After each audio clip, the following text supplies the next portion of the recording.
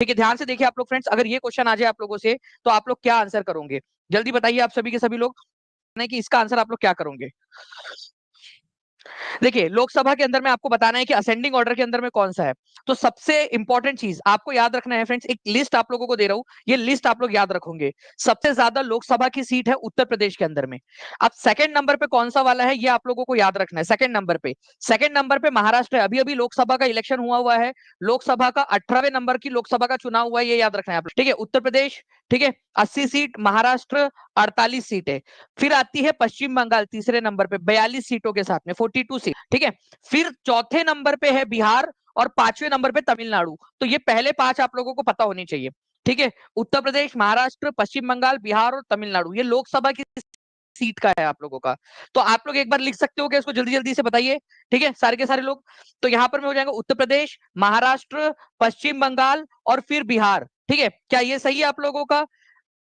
बिल्कुल सही है। तो चौथे नंबर पे, पहले नंबर पे उत्तर प्रदेश है, दूसरे नंबर पे महाराष्ट्र है, तीसरे नंबर पे पश्चिम बंगाल है 42 सीटों के साथ में, और 40 सीटों के साथ में बिहार जो है चौथे नंबर पे है। तो आंसर इसका ऑप्शन नंबर ए हो जाएगा आप लोगों का। ठीक है, चलिए, और इसी प्रकार का एक प्रश्न जो है फ्रेंड्स और आप लोगों से पूछा गया। ठीक है, आप लोगों से और पूछा गया था, वो भी मैं आपको बता दूंगा।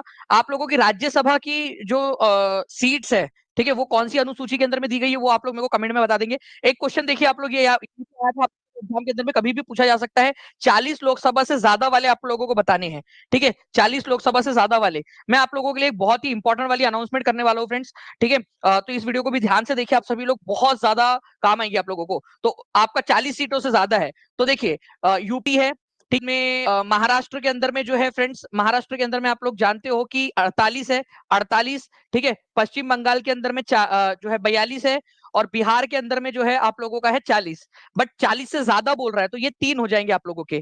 ठीक है, तो बिहार में 40 है ना, तो आंसर आप लोगों को हो जाएगा ऑप्शन नंबर 2, उत्तर प्रदेश, महाराष्ट्र, पश्चिम बंगाल। चलिए नेक्स्ट क्वेश्चन की तरफ में आगे बढ़ते हैं फ्रेंड्स, ज्यादा हम लोग समय नहीं लेंगे। ठीक है, एक एक क्वेश्चन के ऊपर मैं जल्दी जल्दी से आप लोगों को बताना चाहूंगा कि क्या क्या चीजें आप लोगों के लिए इंपॉर्टेंट है। ओके, चलो नाउ फ्रेंड्स, अब मैं आप लोगों को थोड़ा सा बताना चाहूंगा। ये बात हो गई आप लोगों की क्या मैं आपको बता दूं कि राज्यसभा के अंदर में भी क्या होता है। ध्यान से समझ लीजिएगा आप लोग।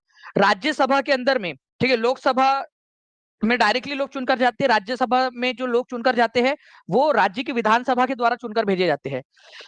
अनुसूची, ठीक है, कौन सी अनुसूची है जिसके अनुसार, ठीक है, आपका राज्यसभा की सीटें निर्धारित होती है। तो अनुसूची नंबर 4 है। चौथे अनुसूची में किस राज्य से कितनी सीटें जाएगी, कितने लोग जाएंगे, ये आप लोगों का डिसाइड होता है। संविधान की चौथी अनुसूची। सौरभ तिवारी ने बिल्कुल सही आंसर कर दिया है। ठीक है, और यहाँ पर मैं देख पा रहा हूँ कंटिन्यूअसली आप लोग भी आंसर कर रहे हैं। मैं यहाँ पर मैं प्लीज आज जो है ना, आज आप लोगों से एक रिक्वेस्ट करूंगा। ठीक है, जितने भी बच्चे हैं, आज कमेंट से ज्यादा जो है फ्रेंड्स, आज मेरे को पढ़ाने के ऊपर में दे दीजिए। आप लोग कमेंट करिए यहाँ पर, मैं आप लोग बिल्कुल अपने इसके लिए, ठीक है, बट आज मैं आप लोगों को पढ़ाना चाहता हूँ पूरी तरह से। मेरी पूरी एनर्जी जो बची हुई है पूरी की पूरी अनुसूची 4 के अंदर में है। मैं आपको बताना चाहता हूँ यहाँ पर, देखिए पहले 5 आप लोगों को पता होने चाहिए कि पहले 5 कौन से। उत्तर प्रदेश के अंदर में 31 सीट है, कितनी है? 1 सीट है। ठीक है, कि कहां पर मैं राज्यसभा की बात, अब राज्यसभा की बात करो, यहाँ पर मैं राज्यसभा की लिख देता हूँ यहाँ पर मैं राज्यसभा की। ठीक है, उत्तर प्रदेश के अंदर में है 31 सीटें राज्यसभा में। महाराष्ट्र के अंदर में कितनी है, ये भी क्वेश्चन बन सकता है आप लोगों का। महाराष्ट्र के अंदर में तो 19 सीटें हैं महाराष्ट्र के अंदर में। पश्चिम बंगाल में कितनी है? पश्चिम बंगाल के अंदर में, तो पश्चिम बंगाल और बिहार के अंदर में 16-16 है। ठीक है, यहाँ 16 है और बिहार में भी 16 है। अब यहाँ पर मैं आप लोग देखो, 16 है, लेकिन जब तमिलनाडु की बात आती है तो तमिलनाडु जो है फ्रेंड्स यहाँ पर में 18 है। तो अब बताओ मुझे, ठीक है, अब बताओ मुझे कि अगर मैं आप लोगों से पूछूं, बढ़ते हुए जो है घटते हुए क्रम में लगाइए, ज्यादा से कम की तरफ में लगाइए आप लोग। ठीक है, राज्यसभा की सीटें तो कौन कौन है यहाँ पर में जो आंसर लगा सकता है कोई यहाँ पर में जो लगा सकता है? यहाँ पर मैं मेरे को कमेंट के अंदर में लिख कर दे सकता है। ठीक है, देखो क्योंकि यहाँ पर मैं, अब यहाँ पर मैं पूरा का पूरा गेम चेंज हो गया है। उत्तर प्रदेश, महाराष्ट्र और डायरेक्टली अब तमिलनाडु आएगा, फिर उसके बाद में पश्चिम बंगाल और बिहार हो जाएंगे एक साथ। ठीक है, चौथे नंबर पे पश्चिम बंगाल और बिहार। उत्तर प्रदेश, महाराष्ट्र, अब डायरेक्टली तमिलनाडु, फिर पश्चिम बंगाल, बिहार। ये आप लोगों का ये हो गया राज्यसभा की सीटों के मामले में पहले 4। प्लीज इसको भी याद रख लीजिएगा आप सभी लोग। ठीक है, आप लोगों से ये क्वेश्चन पूछा जा सकता है। नाउ फ्रेंड्स, एक इंपॉर्टेंट वाला क्वेश्चन जो मुझे लगता है आप लोगों से एग्जाम में आया, पिछले बार भी आया था, इस बार भी आ सकता है। भारत के अंदर में जब पहला चुनाव हुआ, सारे जगह पे कांग्रेस की सरकार बनी। केंद्र सरकार में कांग्रेस की सरकार, जितने राज्य थे भारत के सारे राज्यों में कांग्रेस की सरकार। पहली बार, ठीक है, पहली बार क्या हुआ कि कोई गैर कांग्रेसी सरकार बनी।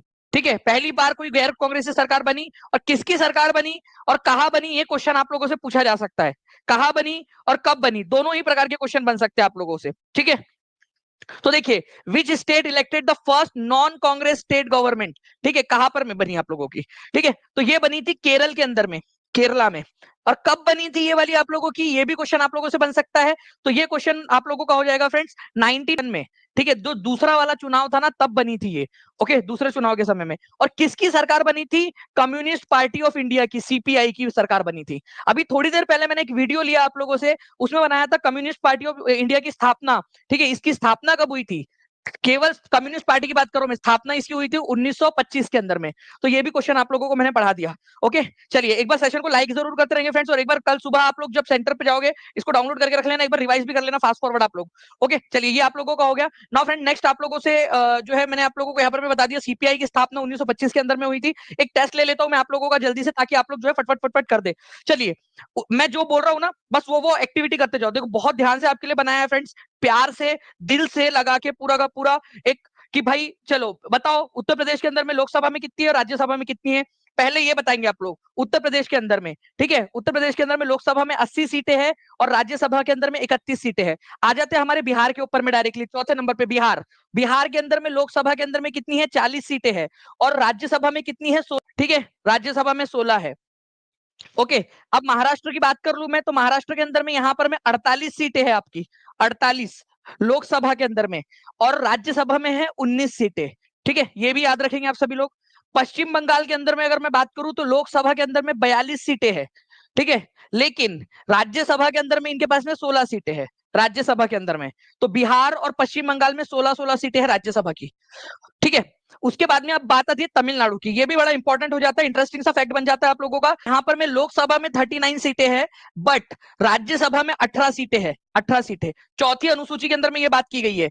1100 से ज्यादा लोग यहाँ पर में जुड़ चुके हैं फ्रेंड्स हमारे साथ में। जल्दी जल्दी से आपसे रिक्वेस्ट करूंगा कि सेशन को लाइक एंड शेयर और चैनल को सब्सक्राइब जरूर कर लीजिएगा आप सभी लोग। ओके, चलिए अब देखिए, ये मैप है, ये मैप मैं आप लोगों को प्रोवाइड कर दूंगा कि कहां कहां पर में कितनी कितनी सीटें होती है। ठीक है, आपके राज्य के अंदर में, जैसे फॉर एग्जाम्पल गुजरात के अंदर में कितने एमएलए है, गुजरात की 182। ठीक है, उसके बाद में राजस्थान में 200 सीटें हैं। देखिए यहाँ पर में उत्तर प्रदेश के अंदर में 404, यहाँ पर में आप देख सकते हो बिहार के अंदर में 273, और मेंबर ऑफ लेजिस्लेटिव काउंसिल मतलब विधान परिषद में 75।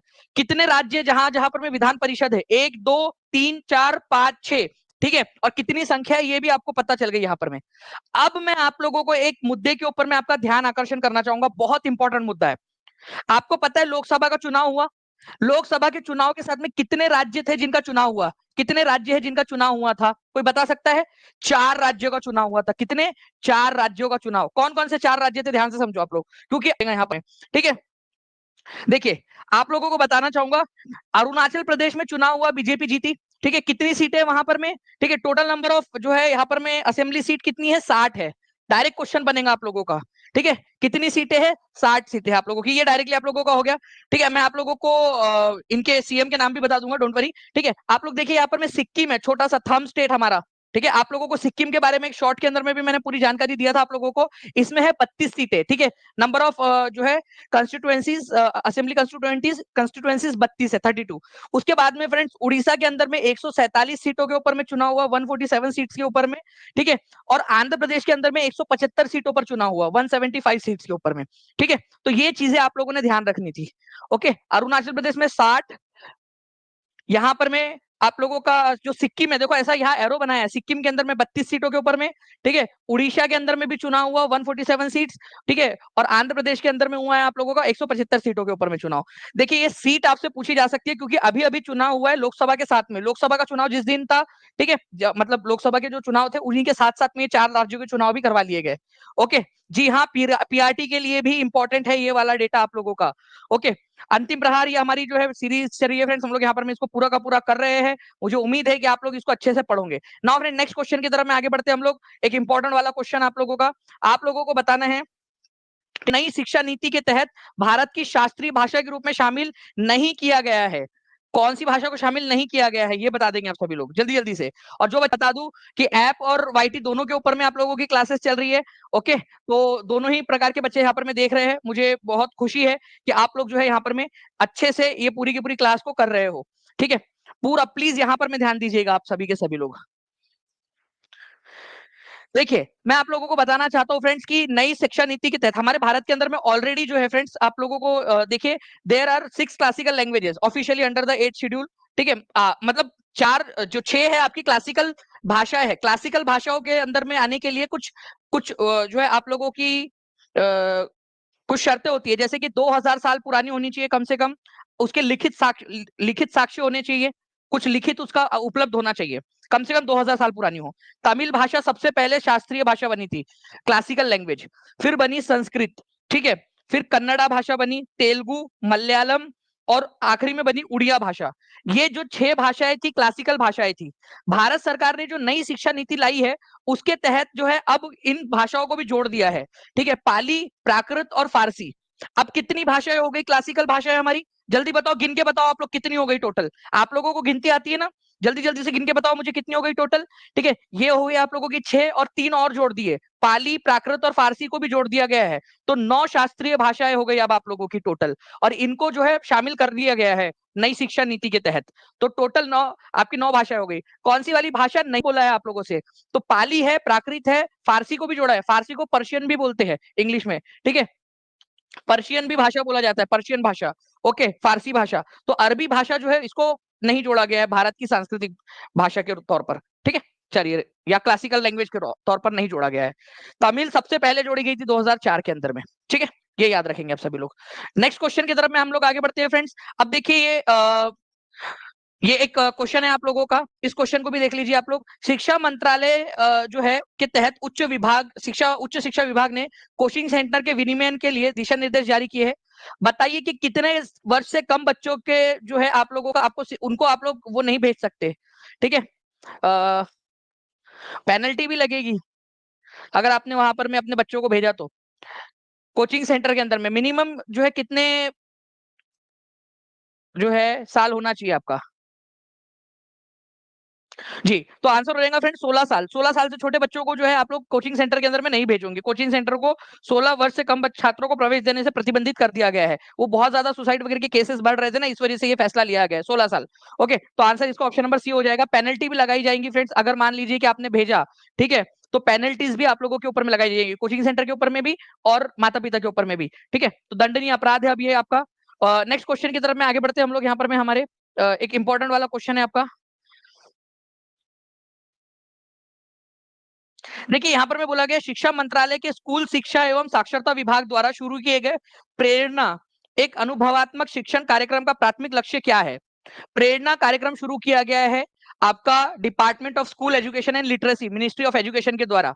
ठीक है, जो एजुकेशन मिनिस्ट्री है उसने प्रेरणा नाम का एक उपक्रम शुरू किया है। उसका मेन उद्देश्य क्या है?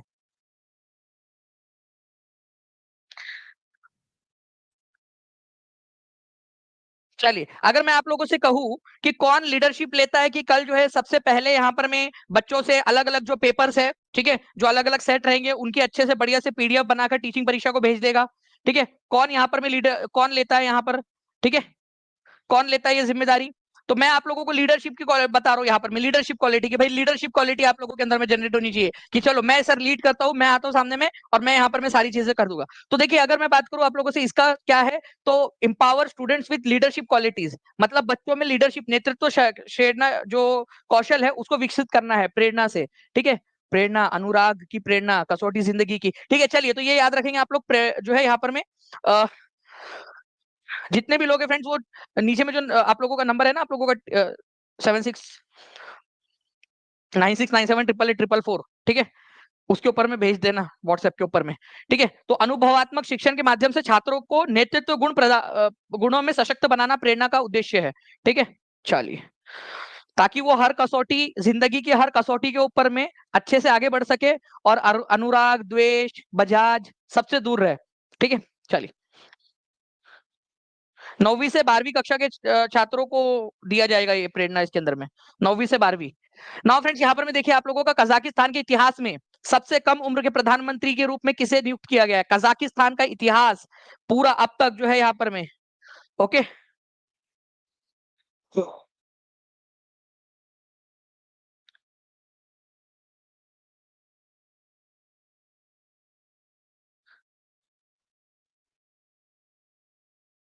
सभी के साथ में दुआएं है मेरी। बताइए यहाँ पर मैं आंसर क्या हो जाएगा। तो अगर मैं कजाकिस्तान की बात करूं आप लोगों से फ्रेंड, तो देखिए ये है हमारा प्यारा सा पूरा भारत, ठीक है। जरूरत पड़ी तो इसको भी ले लेंगे, इसको भी ले लेंगे, इसको भी ले लेंगे, ये पूरा हमारा भारत है। और ऊपर में थोड़ा सा अगर आप जाओगे तो यहाँ पर मैं आपको दिखेगा कजाकिस्तान, ठीक है। आपको एक बात बताओ राज की, किसी को बताओगे तो नहीं आप लोग, कजाकिस्तान जो है ना दुनिया का सबसे बड़ा लैंडलॉक कंट्री है।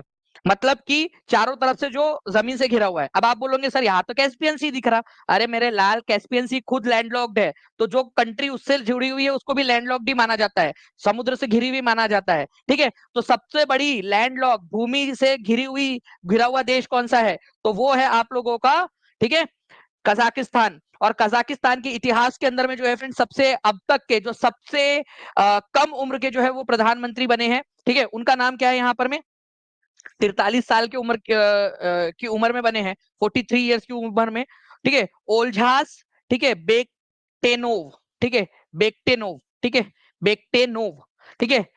तो ओल्जास बेक्टेनोव, नोव, ठीक है। अभी वो नोविस है, नोविस मतलब होता है ना इंग्लिश में आप लोग पढ़ते हो, नया नया छोटा अभी बच्चा, नोविस है वो, नो बेक्टे। और बेकरी खाता है, बिस्किट खाता है, नवा नया नया नया है वो, ठीक है। ओल्ड नहीं है वो, ओल्जास, ठीक है, ओल्जास बेक्टेनो 43 साल का, कजाकिस्तान का नया प्रधानमंत्री बनके, ठीक है, सबसे कम उम्र का प्रधानमंत्री बनने का इतिहास कर लिया है उनने। नाउ फ्रेंड्स अब थोड़ी बहुत बात और भी मैं बता देता हूँ। यमन ने नया यमन का भी नया प्रधानमंत्री बने हैं, ठीक है। तो मुबारक हो तुमको, ये नई प्राइम मिनिस्टरशिप तुम्हारी। तो अहमद अवध बिन मुबारक, यमन, ठीक है, एक मैन था, ठीक है। उसको अब मुबारकबाद मिल रही है क्योंकि अब वो प्रधानमंत्री बन गए। मुबारकबाद दी मैन को। तो यमन का कौन बना है, मुबारक बना है। मैं टीम से रिक्वेस्ट क्वेश्चन बना दे जिसके अंदर में हम चारों के चारों जो है देख ले कि बच्चों को याद है या नहीं, ठीक है। उसके बाद में जो है फ्रेंड्स एल सेल्वाडोर, ठीक है, बढ़िया देश है एल सेल्वाडोर, कितना प्यारा सा नाम है उसका। री इलेक्ट हुए यहाँ पर में नईब अरमांडो, देखो दो बार दूसरी बार नियुक्त हो गए वो यहाँ पर में बुकेले, ठीक है। बुके दे लेकर जाएंगे क्योंकि दूसरे बार नियुक्त हुए वो, ठीक है। और तेज भाग रहे वो, और तेज भाग रहे, सेकंड टाइम में और तेज भागेंगे, ठीक है। तो अरमांडो बुकेले, बुके लेके जाएंगे उनके लिए क्योंकि सेकंड टाइम वो इलेक्ट हो गए हैं, ठीक है। एल सल्वाडोर के अंदर में हम डोर से अंदर जाएंगे बुके लेकर उनके लिए, दो दो बुके लेके जाएंगे क्योंकि दो बार बने हैं वो, ठीक है। ये याद रख लेना है आप लोगों ने। उसके बाद में सुल्तान इब्राहिम ऑफ जोहोर, ठीक है, जो स्टेट है मलेशिया के 17th किंग बन गए हैं। इब्राहिम, सुल्तान इब्राहिम ऑफ जोहोर मलेशिया के 17th नंबर के किंग बन गए हैं, ठीक है। ये याद रखना है आप लोगों ने। और उनके जो प्राइम मिनिस्टर रहेंगे वो रहेंगे अनवर इब्राहिम।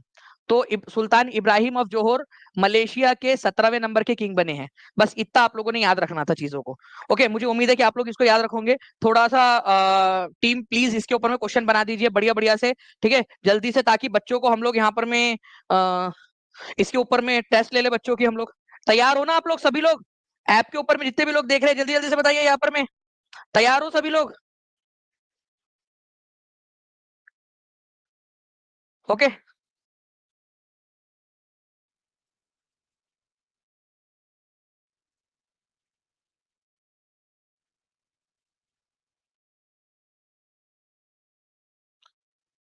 चलिए। तो आईआईटी देखिए फ्रेंड्स, यहाँ पर मैं आप लोगों से क्या पूछा गया है, यहाँ पे लग रहा है कि पीपीटी वो देख लीजिए कि क्वेश्चन डायरेक्टली ना है। आईआईटी मद्रास का एक नया परिसर किस देश में खोला जाएगा। तो देखिए फ्रेंड्स मैं आप लोगों को बता दूं, आईआईटी मद्रास को खोल, एक उसने जो है खोला है जंजीबार में, जंजीबार, तंजानिया के अंदर में, तंजानिया, तंजानिया में, ठीक है।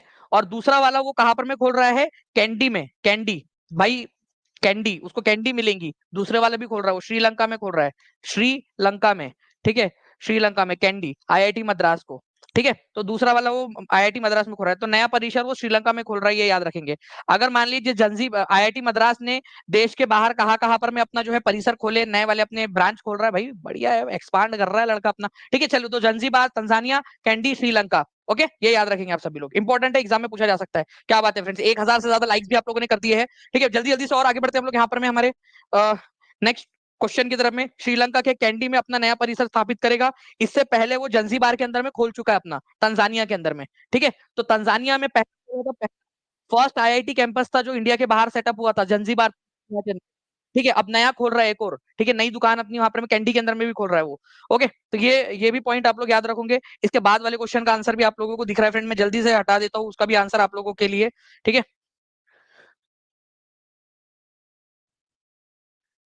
नाउ नाउ फ्रेंड्स, कन्नड़ और संस्कृत में लिखा हुआ 10वीं सदी का एक कदम्ब शिलालेख कहां पर में खोजा गया था?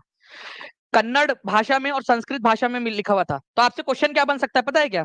10वीं शताब्दी का एक कदम्ब जो वंश था ना, उसका शिलालेख हमको मिला है। ठीक है, कहां पर में मिला है आप लोगों को? ये शिलालेख कहां पर में मिला है बताइए जल्दी जल्दी से। ठीक है, कदम्ब शिलालेख कहां पर में मिला है? इतने सारे बच्चे बढ़िया तरीके से जो है फ्रेंड्स आप लोग पढ़ाई कर रहे हैं, ऐसे ही आप लोग पढ़ते रहिए जल्दी जल्दी से अच्छे से। ठीक है, चलिए। तो आंसर क्या हो जाएगा आप लोगों का फ्रेंड्स? यहाँ पर में आंसर हो जाएगा आपका ऑप्शन नंबर बी, दक्षिणी गोवा के काकोड़ा में। ठीक है, महादेव मंदिर में। तो गोवा के अंदर में मिला है, दक्षिणी गोवा के अंदर में काकोड़ा में महादेव मंदिर में मिला है। ठीक है, फिर बाद में 21वीं शताब्दी का भी मिलेगा फ्रेंड्स वहां पर में उन लोगों को, क्योंकि आप लोगों की जब जॉब लग जाएंगी तो आप लोग घूमने जाओगे ना गोवा। अरे जाओगे कि नहीं जाओगे आप लोग? तो वहां पर में लिख कर आना एक शिलालेख के अंदर में कि हम लोगों ने दानिश सर से पढ़कर गए थे, टीचिंग परीक्षा से सिलेक्शन हो गया। ठीक है, तो हम लोग यहाँ पर में ये अभिलेख उस खुशी में लिखवा रहे हैं और यहाँ पर में पानी में नहा रहे हैं, तो आप भी लिखवा के आना। ठीक है, फिर बाद में 1000-2000 साल बाद कोई ना कोई खोज लेगा उसको। तो दक्षिणी गोवा के अंदर में, तो गोवा याद हो गया होगा आपको, कन्नड़ और संस्कृत भाषा में लिखा हुआ मिला है, ये याद रख लेना आप लोगों ने। नेक्स्ट फ्रेंड्स, ये कन्नड़ और संस्कृत भाषा में मिला है, प्लीज इसको भी याद रख लो यार। लिख दो कन्नड़, कन्नड़ और संस्कृत में मिला है। ठीक है, ये भी इंपॉर्टेंट है आप लोगों का। ओके, नाउ आप लोगों को बता दूं फ्रेंड्स कि जो है ना यहाँ पर में आप लोगों को काफी सारे मंदिर वहां पर में मिलते हैं। ठीक है, पट्टडकल के अंदर में काफी सारे मंदिर है, उधर में उसके आसपास में मिला है। सुल्तान इब्राहिम किस राज्य के हैं जिन्हें मलेशिया के 17वें राजा के रूप में स्थापित किया गया है? 5 वर्षों तक ठीक है वो सेवा करेंगे यहाँ पर में। मलेशिया में एक्चुअली वो रोटेशन वाला सिस्टम चलता है उनका। तो सुल्तान इब्राहिम कौन से राज्य के हैं? तो जोहोर के है वो, जोहोर। ठीक है, मलेशिया जो है फ्रेंड्स बेसिकली क्या है ना कि अलग अलग किंगडम से मिलकर बना है मलेशिया। तो जोहोर के वो राजा है, और उनको मलेशिया का राजा के रूप में जो है बनाया गया। 17वें नंबर के राजा बने हैं मलेशिया के, जोहोर के, सुल्तान इब्राहिम। ठीक है, इब्राहिम का जौहर है भाई, सुल्तान इब्राहिम का जौहर, जौहर दिखा रहे हो अपना। ठीक है, सुल्तान इब्राहिम का जौहर। ओके, तो ये आप देख सकते हो यहाँ पर में सुल्तान इब्राहिम जो है 17वें नंबर के बने हैं। तो सुल्तान इब्राहिम। मुबारकबाद किसको दी थी हमने? एक मैन को दी थी, मुबारक हो। ठीक है, मुबारक हो मैन, तुम जो है वो यमन के वो बन गए, आप प्रधानमंत्री बन गए, मुबारक। ठीक है, और हम 2 बुके लेकर किसके लिए गए थे? क्योंकि वो दूसरी बार बने थे। 2-2 बुके लेकर जाएंगे क्योंकि वो दूसरी बार बने थे एल सिल्वाडोर के। हम डोर से जाएंगे, डोर से। ठीक है, तुम्हारा ये देखिए नवा नवा बच्चा 43 साल का। ठीक है, जो अभी भी बिस्किट खाता है। ठीक है, ओल्ड नहीं है वो, ओल्झास बेकेटेनोव 43 साल की उम्र में कजाकिस्तान के यंगेस्ट प्रधानमंत्री है भाई। चलिए आगे बढ़ते हैं फ्रेंड्स। यहाँ पर मैं आप लोगों के हम लोग तेलंगाना में किस नए प्रकार का महापाषाण स्मारक खोजा गया है? ठीक है, डोलमेनोइट सिस्ट का पत्थर के घेरे दफन टीले रॉक शेल्टर्स। तो तेलंगाना में किस नए प्रकार का महापाषाण स्मारक खोजा गया आप लोगों का? ठीक है, तेलंगाना के अंदर में। तो मैं आप लोगों को बता दूं फ्रेंड्स कि तेलंगाना के अंदर में आप लोगों को 900 साल पुराने कन्नड़ा इंस्क्रिप्शंस आप लोगों को मिले हैं यहाँ पर में। ठीक है, तो अ, ये जो पॉइंट है आप लोगों के, ये भी याद रखोगे आप सभी लोग। इसके अलावा और क्या क्या पॉइंट हो सकते हैं जो आप लोगों को याद रखने, वो भी मैं आप लोगों को बता देता हूँ इसी इसी क्वेश्चन के अंदर में। ठीक है, तो आप लोगों को जो है वो 200 मेगालिथ मॉन्यूमेंट्स मिले आप लोगों को। ठीक है, डोलमेनोइड सिस्ट के। ठीक है, डोलमेनोइड सिस्ट के। तो डोलमेनोइड सिस्ट जो है क्या होता है आप लोगों का, मैं आपको दिखाता हूँ यहाँ पर में, आप लोग देखिए। ठीक है, ये इस प्रकार के डोलमेनाइट पत्थर जो है आप लोगों का, उसके सिस्ट मिले आप लोगों को, पत्थर मिले हैं। ये आप लोगों के भारत में कहीं पे भी नहीं पाए जाते, इसी वजह से इंपॉर्टेंट है। मेगालिथ्स डोलमेनाइट सिस्ट के मतलब ऐसे पत्थरों के बने हुए हैं ये। ठीक है, जो भारत में कहीं पे भी पाए नहीं जाते। ओके, ऐसे मेगालिथ आप लोगों को मिले हैं। मेगालिथ का मतलब ही होता है जहां पर में आप जो है ना किसी को दफना देते हो और उसके चारों ओर पत्थर लगा देते हो। ठीक है, डोलमेनोइट सिस्ट के, डोलमेनाइट। ओके, चलिए।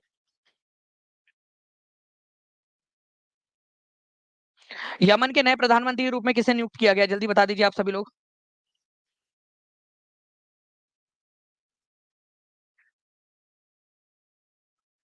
देखिए, एक मैन था, मतलब है, और उसको हमने मुबारकबाद दी थी। मैन को मुबारकबाद दो यार। ठीक है, मैन को मुबारक। ओके, सुल्तान इब्राहिम जो है कहाँ के बने हैं भाई? मलेशिया के किंग बन गए हैं, मलेशिया के मलेशिया के किंग बन गए हैं 17वें नंबर के, 17th नंबर के। ठीक है, अनवर इब्राहिम जो है उनके क्या बन गए हैं? इब्राहिम भाई उनके। ठीक है, अनवर इब्राहिम उनके बन गए हैं प्रधानमंत्री। ओके, चार हो गया बस भाई।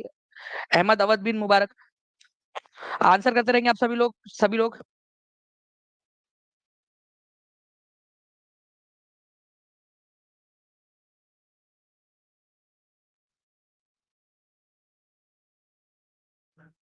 देखिए फ्रेंड्स, यहाँ पर मैं, तो ये है मुबारकबाद। देखिए आपने मुबारकबाद दी तो कितने खुश हो गए। तो यमन, एक मैन था जो मुबारक दिया हमने उसको, यमन के प्रधानमंत्री बने हैं। ठीक है, वो दो बुके लेकर किसके पास जाएंगे हम लोग, प्लीज इसका भी एक क्वेश्चन बना दो यार। दो बुके लेकर किसके पास जाएंगे, जल्दी बताइए आप लोग। दो बुके लेकर कहाँ से जाएंगे हम लोग, खिड़की से जाएंगे, दरवाजे से जाएंगे, कि छत पे से जाएंगे। दो बुके लेकर, ठीक है, नईब अरमांडो बुकेले ओटेज, ठीक है, दूसरी बार बने वो वहां के, तो कहाँ जाएंगे हम लोग। ठीक है, डर लग रहा है सर जी, डर लग रहा है, तो डर लगना मतलब आपको वही है, आपको आगे बढ़ाएंगे आपको। ठीक है, 900 वर्ष पुरानी कन्नड़ शिलालेख की खोज जो है फ्रेंड्स हाल ही में कहाँ की गई है। ठीक है, तो गंगापुरम तेलंगाना के अंदर में की गई है, ये याद रखेंगे आप सभी लोग फ्रेंड्स। ठीक है, चालुक्य वंश की 900 वर्ष पुरानी कन्नड़ शिलालेख की खोज की गई है, कन्नड़ भाषा के अंदर में लिखा हुआ था इंस्क्रिप्शन, गंगापुरम तेलंगाना के अंदर में। ठीक है, चलिए नाउ फ्रेंड्स, आप लोगों को बता दूं कि किसे एल सिल्वाडोर के राष्ट्रपति के रूप में दूसरे कार्यकाल के लिए निर्वाचित किया गया है। और मैं आप लोगों से चाहूंगा कि हर एक बच्चा इस क्वेश्चन का आंसर करे। हर एक बच्चा, एक एक बच्चा जो है आंसर करे। आपके घर में बच्चे अगर होंगे, वो लेक्चर देख रहे होंगे, तो वो भी इसका आंसर कर पाएंगे, ऐसी मुझे उम्मीद है।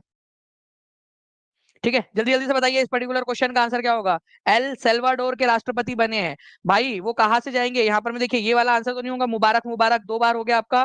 ठीक है, कोई बात नहीं, ये एक मैन था, उसको दो बार भी मुबारकबाद दे दी तो कोई बात नहीं है। ठीक है, अनवर इब्राहिम जो है वो मलेशिया के प्रधानमंत्री बनेंगे। ठीक है, हम दो बुके लेकर जाएंगे क्योंकि वो दूसरे बार बन गए। और कहाँ से जाएंगे, तो हम डोर से जाएंगे। ठीक है, डोर से जाएंगे, दरवाजे से जाएंगे। ओके, याद हो गया आप लोगों को, सिंपल डिम्पल एकदम। ठीक है, कल मचा के आ जाना है आप लोगों ने। 1400 से ज्यादा लोगों ने लाइक भी कर दिया यहाँ पर मैं फ्रेंड्स। और मैं देख पा रहा हूँ ऐप के ऊपर में भी बच्चे जो है पेड क्लास में भी जा रही है ये आप लोगों की। और अभी मैं बहुत इंपॉर्टेंट वाली घोषणा आप लोगों के लिए करने वाला हूँ अभी थोड़ी देर के अंदर में। ठीक है, तो ये तुम्हारे चचा का लड़का, ठीक है, नईब अरमांडो बुकेले ओटेज। ठीक है, क्या लड़का देखो खुश हो गया कि भाई ने एक नंबर मस्त पे, कि अपन लोगों ने उसके लिए एक ट्रिक बना दी। तो स्माइल देख रहे हो भाई की। चलिए, 2024 में यूनेस्को की विश्व धरोहर समिति के 46वें सत्र की मेजबानी और अध्यक्षता किस देश ने की। बहुत ही इंपॉर्टेंट क्वेश्चन है ये, very very very important question. ठीक है, बताइए इसका आंसर क्या होगा। ठीक है, तो किसने की है, तो भाई भारत ने की है, नई दिल्ली के अंदर में 46वां नंबर का जो यूनेस्को विश्व धरोहर की जो सूची थी उसके अंदर में। ठीक है, तो आंसर हो जाएगा आप लोगों का ऑप्शन नंबर सी। ठीक है, इंडिया ने की है, ये याद रखना है आप लोग, इंडिया ने की है यूनेस्को की।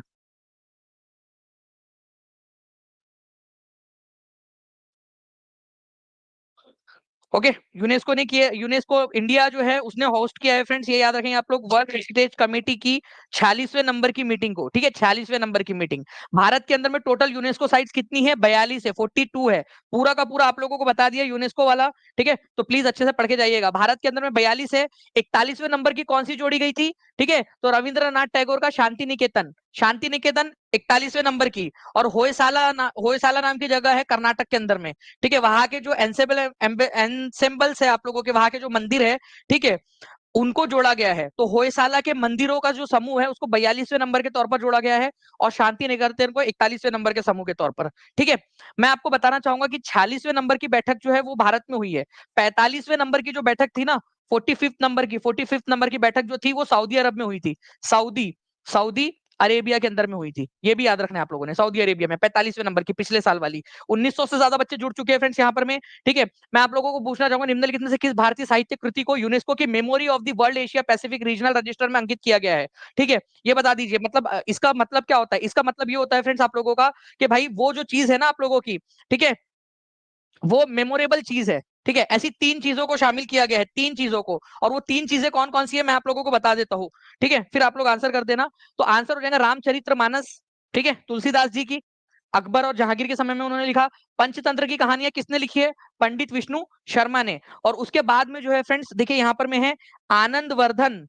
ठीक है, आचार्य आनंद वर्धन के द्वारा जो आप लोगों की, जिसका नाम है सहृदय लोक लोकना। क्वेश्चन क्या पूछेगा, सहृदय लोक लोकना किसने लिखी है, आनंद वर्धन जी ने लिखी है। सहृदय लोक लोकना आनंद। देखो हृदय में क्या है आपके, आपके हृदय में आनंद ही आनंद है, आनंद ही आनंद। आप पास हो जाओगे मस्त पे कि आनंद ही आनंद। ठीक है, आनंद हो जाएगा आप लोगों को। तो सहृदय लोक लोकना आनंद वर्धन हो जाएगा आपके हृदय के अंदर में, ऐसे याद रख लेना आप लोग। पंचतंत्र और रामचरितमानस आप लोगों को याद है। रामचरितमानस जो है अवधी भाषा में लिखी थी उन्होंने, ये याद रखेंगे आप सभी लोग।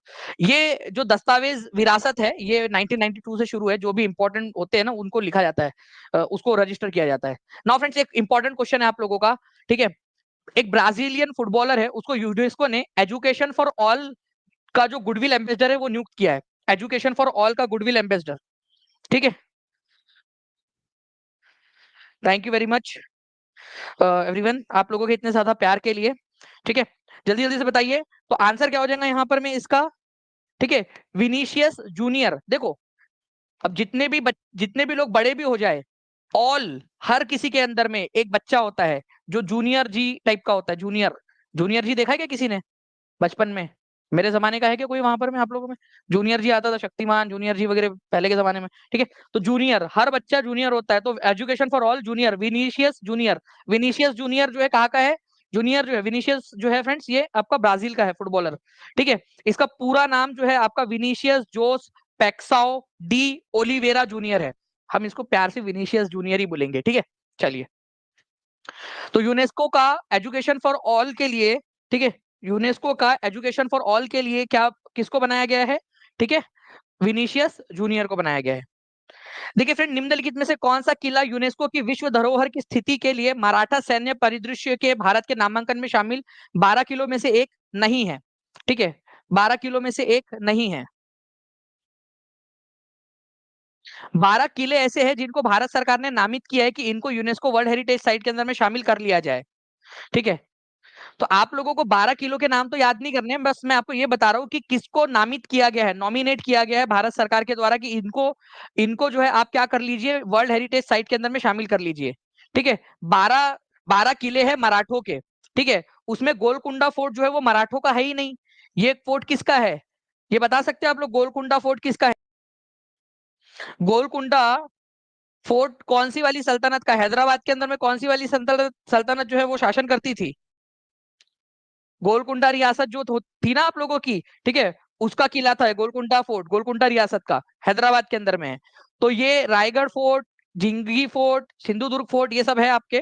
तो आपसे क्वेश्चन क्या बनेगा, डायरेक्टली मैं आपको बता देता हूँ बिना किसी लाग लपेट के, डायरेक्टली, ठीक है। इंडिया सरकार ने हाल ही में मराठाओं के जो 12 फोर्ट है ना उनको बोला, यूनेस्को वालों से रिक्वेस्ट की है कि भाई साहब प्लीज इनको भी हमारे यूनेस्को लिस्ट में शामिल कर दो, मराठाओं के जो किले थे उनको, ठीक है।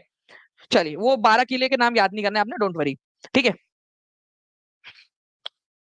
निम्नलिखित में से कौन सी मध्य प्रदेश की धरोहर स्थलों को यूनेस्को की विश्व धरोहर स्थलों की अस्थायी सूची में शामिल किया गया? अस्थायी मतलब कि अभी उनको शामिल नहीं किया गया, अभी टेम्पररी सूची में, टेंटेटिव लिस्ट मतलब कि आगे में जाकर उनको शामिल किया जा सकता है। मध्य प्रदेश की है वो, ठीक है। देखिए, मराठों का जो है वो तो मैंने आपको बता दिया कि उनको शामिल किया गया है। साथ ही साथ ग्वालियर फोर्ट जो है, ठीक है, खूनी भंडारा जो है आप लोगों का, भोजेश्वर महादेव का टेम्पल जो है उसको, ठीक है, rock art sites of Chambal valley, the historical ensemble of Dhamnar, ठीक है, चंबल घाटी जो है उसको, और गोंड मेनू मॉन्यूमेंट जो है रामनगर के, उनको, ये मध्य प्रदेश के हैं। इन तीनों को भी जो है क्या बोला गया है, इनको भी शामिल करने के लिए बोला गया है टेंटेटिव लिस्ट के अंदर में, कि इनको भी शामिल कर दिया जाए, ओके, वर्ल्ड हेरिटेज साइट्स के अंदर में। नाउ फ्रेंड, नेक्स्ट क्वेश्चन है आप लोगों का यहाँ पर में, ठीक है। कौन सी योजना राज्य में अनुसूचित जाति और अनुसूचित जनजाति के छात्रों को प्रवेश और प्रतिस्पर्धा परीक्षाओं के लिए तैयारी पर विशेष ध्यान देने के लिए मुफ्त प्रशिक्षण मॉड्यूल प्रदान करने के लिए डिजाइन की गई है, ठीक है।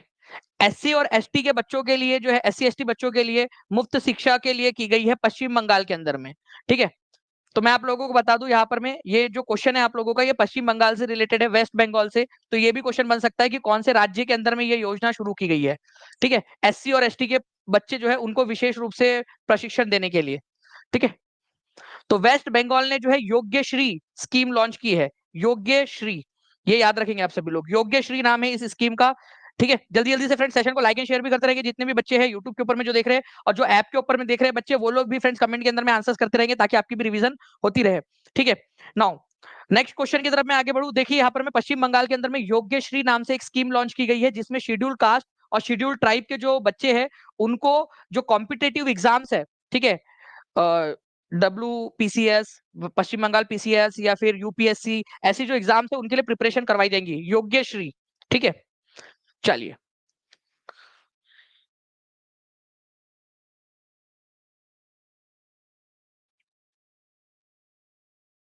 चलिए आप लोगों का इसके ऊपर में क्वेश्चन बना लेंगे, फिर हम लोग करेंगे 19वां नैम। ठीक है, नॉन अलाइंड मूवमेंट जो है फ्रेंड्स आप लोगों का कौन सी कंट्री में आयोजित किया गया था, ये बताइए आप लोग।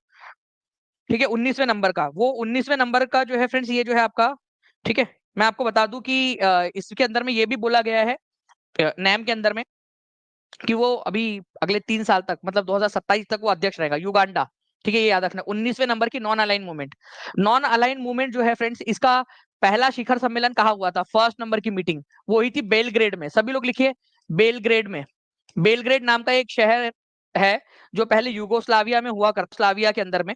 ठीक है, बट अब वो युगोस्लाविया नाम का देश जो है वो टूट चुका है। टूट चुका है मतलब क्या हुआ है, छोटे छोटे पार्ट में वो अलग अलग देश बन गए। 1961 में हुआ था। अरे यार ये कहाँ गायब हो गया। ठीक है, चलिए, गुटनिरपेक्ष आंदोलन जो है फिर से याद रखना है आप लोगों ने। फर्स्ट नंबर की इसकी मीटिंग जो है वो बेलग्रेड के अंदर में हुई थी, एनसीईआरटी में दिया हुआ है ये, बेलग्रेड में। ठीक है, युगोस्लाविया के अंदर में 1961 में, युगोस्लाविया। ठीक है, युगोस्लाविया के अंदर में। तो 19वें नंबर का नॉन अलाइंड मूवमेंट जो है कहां पर में हुआ है आपका, कंपाला, युगांडा की राजधानी कंपाला के अंदर में। तो युगांडा की राजधानी क्या है, युगांडा की राजधानी कंपाला है, ये भी याद रखना है। सभी लोग लिख देंगे एक बार जल्दी जल्दी से कमेंट के अंदर में, युगांडा की राजधानी कंपाला। नाउ फ्रेंड्स आप लोगों को बताना चाहूंगा कि डीपनिंग कोऑपरेशन इसकी थीम है, कि कोऑपरेशन को बढ़ाओ। नॉन अलाइंड मूवमेंट की थीम थी इसकी, deepening cooperation for shared global affluence, मतलब दुनिया में जो तरक्की हुई है उसको शेयर करो एक दूसरे के साथ में। जैसे आप लोग भी अपना ज्ञान, अपनी सारी चीजें जो है शेयर करोगे एक दूसरे के साथ में, ताकि सबका भला हो, सबका सही हो। तो नॉन अलाइंड मूवमेंट की पहली बैठक बेलग्रेड के अंदर में हुई थी, युगोस्लाविया में। ठीक है, 1961 के अंदर में। प्लीज इसको भी याद रख लेना, इंपॉर्टेंट पॉइंट है, युगोस्लाविया वाला पॉइंट। ठीक है, पहली वाली नैम इंपॉर्टेंट है। ठीक है, संस्थापक सदस्य यूगोस्लाविया, मिस्र, भारत के जवाहरलाल नेहरू, घाना के क्वामे नक्रुमा और इंडोनेशिया के सुकर्णो। भारत का पहला स्वस्थ और स्वच्छ फूड स्ट्रीट प्रसादम कहाँ स्थित है, भारत का पहला स्वस्थ और स्वच्छ फूड स्ट्रीट। स्ट्रीट फूड कौन कौन खाता है भाई, गोलगप्पे, ठीक है, सूखी पापड़ी, सोचो। ठीक है, और वो जो आलू है मस्त, उसके अंदर में जो है नमक डाल के और अच्छे से प्याज वगैरह डाल के जो उसको बनाया गया है, उसमें थोड़ी सी जो है मिर्च डाल दी गई, लाल मिर्च, उसमें खट्टा मीठा पानी है, सूखी पापड़ी भी दे रहा है आपको हर इसके बाद में। हाँ, और स्वच्छता के साथ में दे रहा है गर्ल्स। ठीक है, तो याद, ये आप लोगों का जो है फ्रेंड्स वाराणसी के अंदर में बनाया गया, ये याद रखना है आप लोगों ने। ठीक है, कंट्री का प्रसादम हार जो है कहां पर में बना है, hygiene food street, first healthy hygiene food street. ठीक है, तो ये याद रखेंगे आप लोग, ये बना है आप लोगों का कहां पर में, वाराणसी के, ये ऑप्शन के अंदर, सॉरी यहाँ पर मैं वाराणसी लगा दिया मैंने। ठीक है, यहाँ पर मैं बताइए कि वाराणसी में, हरिद्वार में, उज्जैन में या ऋषिकेश के अंदर में, कहां पर में बना हुआ है आप लोगों का प्रसादम। ठीक है, महाकाल लोक कहा है, महाकाल मंदिर उज्जैन के अंदर में ना। ठीक है, तो आंसर हो जाएगा आपका ऑप्शन नंबर सी। ठीक है, तो ऑप्शन नंबर सी उज्जैन के अंदर में ये किया गया, ये याद रखना है आप सभी लोगों ने। आंसर आप लोगों का हो जाएगा ऑप्शन नंबर सी, उज्जैन के अंदर में। महाकाल, तो महाकाल लोक जो है ना आपका, महाकाल लोक उज्जैन, नीलकंठ वन महाकाल लोक के अंदर में, महाकाल मंदिर में प्रसादम नाम है इसका, प्रसादम नाम रखा है, कंट्री का पहला हेल्दी हाइजीनिक फूड स्ट्रीट। ठीक है, प्रसादम, उज्जैन।